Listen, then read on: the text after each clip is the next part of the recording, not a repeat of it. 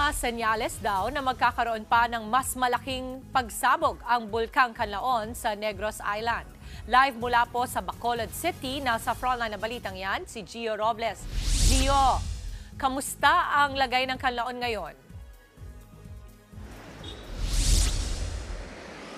Dimples, mas kalmado na ang Kanlaon kumpara nitong mga nakalipas na araw, pero ayon sa mga eksperto, huwag magpakampante dahil nananatiling mataas ang aktibidad ng bulkan. Ayon sa PHIVOX, posibleng magkaroon ng magmatic eruption o malakas na pagputok ang Kanlaon.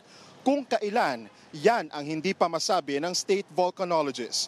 Kasalukuyang nasa alert level 3 ang Kanlaon, pero hindi raw malabong itaas pa ito sa alert level 4 kung patuloy na tataas ang magma sa crater ng bulkan at sasabayan pa ng volcanic earthquakes at pamamaga nito. Kaya paspasan ang paglikas sa halos 60,000 residente sa loob ng 6-kilometer danger zone ng bulkan. Ayon sa Department of Social Welfare and Development, higit sa 250,000 family food packs na ang kanilang napamahagi.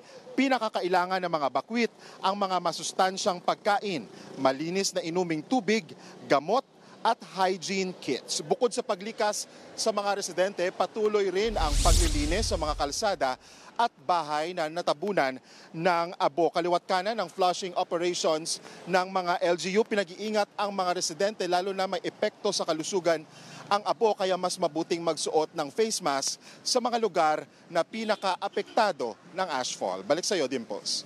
Maraming salamat, Gio Robles, sa Bacolod City. Mga kapatid, Dimples Romana po, kumpletuhin ang inyong umaga ng mga kwentong puno ng inspirasyon. Salubungin po ang bawat araw ng may ngiti at pag-asa. Kaya't mag-subscribe na po at mag-follow na sa aming social media pages ng News 5.